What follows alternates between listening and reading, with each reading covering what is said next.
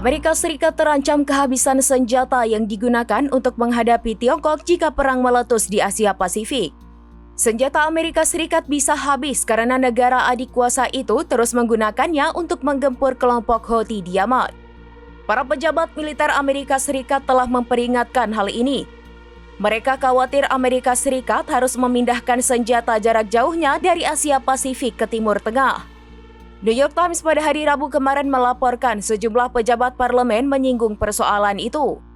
Mereka mengatakan Pentagon atau Kementerian Pertahanan Amerika Serikat sudah menghabiskan amunisi senilai $200 miliar dalam 3 minggu untuk mengebom Yaman. Jumlah pengeluaran Amerika Serikat bahkan mencapai lebih dari $1 miliar jika biaya operasional disertakan. Pekan lalu Amerika Serikat dilaporkan melancarkan serangan besar ke Yaman. Serangan itu bahkan disebut lebih besar daripada yang diumumkan oleh Pentagon. Sayangnya menurut para komandan Amerika Serikat, serangan itu tidak menuai kesuksesan besar. Serangan tersebut hanya berdampak kecil terhadap kekuatan Houthi.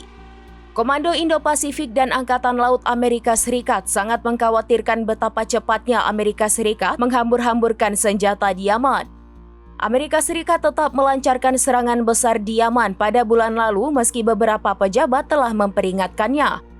Menteri Pertahanan Amerika Serikat Pete Hegseth juga mengatakan Amerika Serikat harus memprioritaskan pasukannya di Asia Pasifik guna menahan Tiongkok.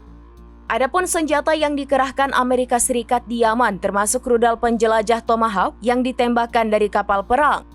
Padahal rudal itu dibutuhkan untuk menangkis serangan Tiongkok jika terjadi perang.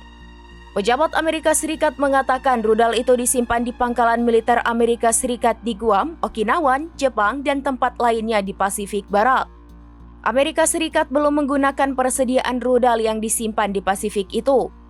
Namun para pejabat memperingatkan bahwa Amerika Serikat bisa segera menggunakannya.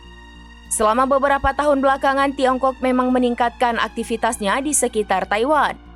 Menurut laporan intelijen Amerika Serikat, Tiongkok tetap menjadi ancaman utama bagi Amerika Serikat. Negara yang dipimpin Xi Jinping itu mampu menyerang Amerika Serikat dengan senjata konvensional, melancarkan serangan cyber, dan meningkatkan aset Amerika Serikat di ruang angkasa.